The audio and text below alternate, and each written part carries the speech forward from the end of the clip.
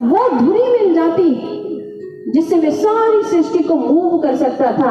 ये उनके जीवन का बहुत बड़ा कष्ट और ऐसा समय रहा जब वो सब कुछ पाकर भी उन्हें लगा मैं कुछ प्राप्त नहीं कर सका।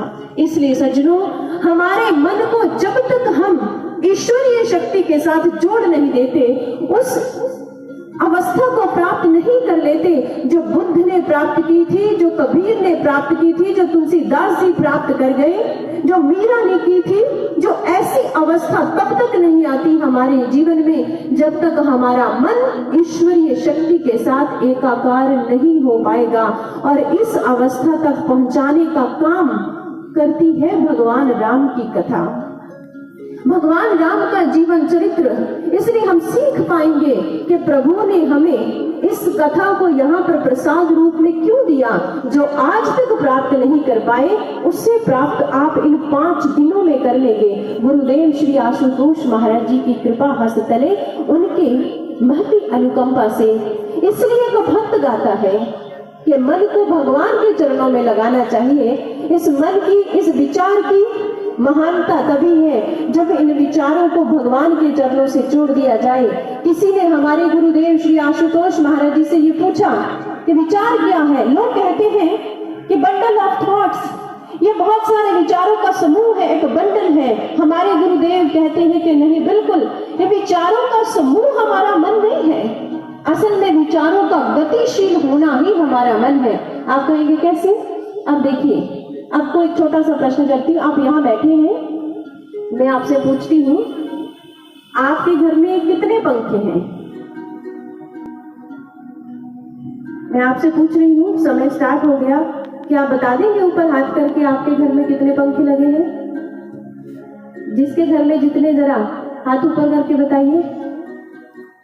भाइयों जल्दी हाथ ऊपर कर दिया, जिसने भी कर ली उसने कर दिया। और जो काउंटिंग अभी कर ही रहे थे, देखिए हो गई सबकी काउंटिंग, किसी के 5, किसी के 4, बिल्कुल ठीक। अब यहां से वहां आपको कौन लेकर गया था?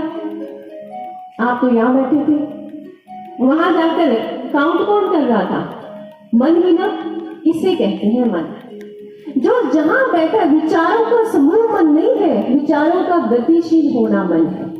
ये यहां से वहां लेकर गया, फिर सारे जितने भी आपके रूम्स होंगे सब में घूमे होंगे। चाहे आपको पता भी है कि हर कमरे में पंखा लगा, लेकिन आप दोबारा घर गए, फिर काउंट किया, फिर यहाँ वापस आए, जल्दी से हाथ खड़ा कर दिया। यही किया ना?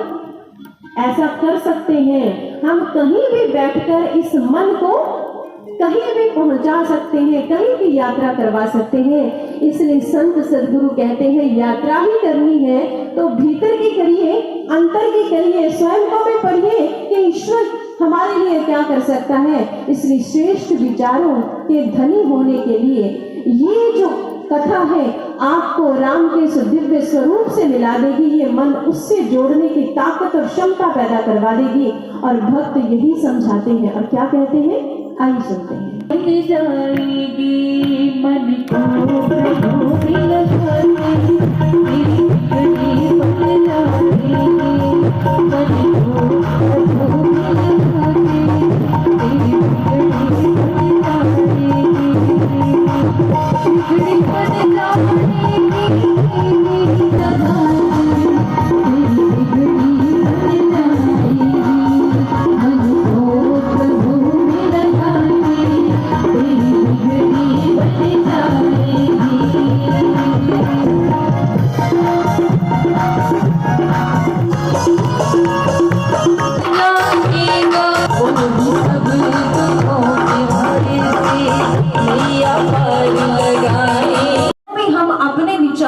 कारण ही कर रहे होते हैं। लेकिन वो कहते हैं कि एक अवस्था ऐसी है